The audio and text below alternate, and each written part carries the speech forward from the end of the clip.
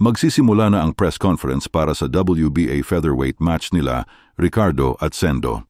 Si Ricardo, na kahit si Miyata ay hindi malapitan sa sparring. Si Sendo na sinumpa na mananalo para sa kanyang lola. Ang araw bago ang kanilang world title fight. Mukhang bumibilis na ang pace ng kwento natin. Hajime no Ippo, 1488, best condition. Mukhang nahuli ako ng dating. Hindi naman Makunochi, magsisimula pa lang. Grabe ang daming reporters. At nakita na nga ni Ippo si Ricardo. Hindi ba nakakasama ng loob kay Sendo? Mas pinapansin si Ricardo ng mga reporters kahit nasa Japan tayo. Pero maalamat si Ricardo, kaya di mo sila masisisi. At saka gusto ko manalo si Sendo. At nakita rin ni Ippo si Miyata. Nag-fanboy mode na naman ito. Balita ko nakipag-sparring ka kay Ricardo. Kung pagmamasdan ang mukha mo, parang nakarami siya sa'yo. Pero nung nakasparring ko siya, na-knockout ako sa kanya. May sasabihin pala ako, ano yung tanong ni Ippo? Tumahimik ka, wika ni Miyata. At napatawa si Iida sa interaction nilang dalawa. Eto ang pangalawang beses mo sa Japan, anong impression mo sa bansang ito?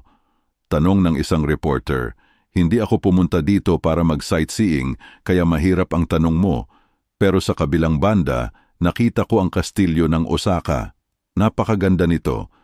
Halos lahat ng syudad sa Japan ay may kastilyo. Oh, interesante. Kahit isang araw bago ang laban nila, wala akong nakikitang kaba as usual, wika ni Ippo. Ang challenger mo naman ngayon, ano impression mo kay Sendo? Anong ina-expect mo sa laban? Mas mabuting hindi umasa sa kanya. Katulad din nung huling beses, prangka niya din sinabi, ano kaya sa pagkakataong ito? May aasahan ba ako sa'yo? Tanong ni Ricardo. At nagkatinginan lang ang dalawa sa presscon habang nag-aabang ng sagot ang mga reporter. At tinititigan lang siya ni Sendo. Ganun pala.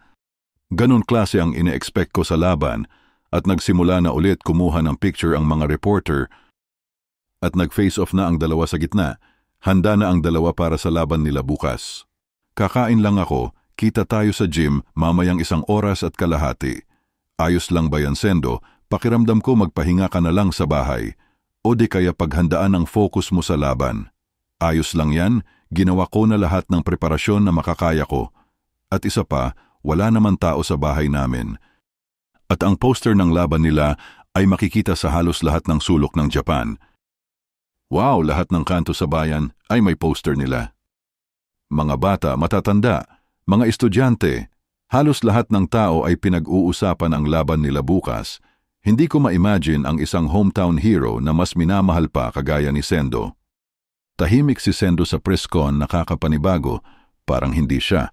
Kala ko marami siyang sasabihin, palagay ko kinokonserba niya ang lakas niya para bukas. Malamang tama ka. Walang duda na sa pinakamagandang kondisyon niya si Sendo ngayon. Sa gym nila, Sendo, ay naghihintay sina Ippo at Miyata. Pasensya na at pinaghintay ko kayo. Kung may kailangan ka pa, pakibilisan na lang. Masama na nga kasama ko mag-isa si Ippo dito. Para sa akin hindi naman, rebat ni Ippo sa gilid. Sa totoo lang may kailangan ako sa inyong dalawa. Una kay Makunochi, kamusta na si Mashiba? At napatingin sa sahig si Ippo, gusto mong malaman to ngayon tama? Nag-craniotomy siya nung nakaraan, successful naman ang operasyon. Namumulat na niya ang mga mata niya pero hindi pa siya nakakapagsalita. Hindi pa masabi kung ano pa ang may injury sa kanya kaya dadaan muna siya sa rehab at i-reassess pagkatapos. Salamat, yun na lahat ng kailangan kong malaman. Isang craniotomy, wika ni Miyata, para sa isang boksingero tapos na ang kanyang career. Pero ayos na rin, wika ni Sendo. Ayos na yon? Tanong ni Ippo. Maganda pa rin yon dahil humihinga pa siya. Medyo nabigla si Ippo sa sinabi ni Sendo. Umapak siya ng ring na handang mamatay. Nakakamangha yon. Dapat ganun din ako bukas. Ito ang pagkakaiba nila Ippo at Sendo.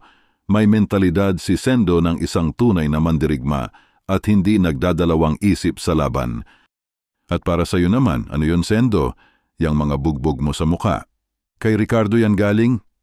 Tune-up partner niya ako ng 3 araw, pero itong isang 2-1 round lang na knockout pa. Pero ano sa tingin mo?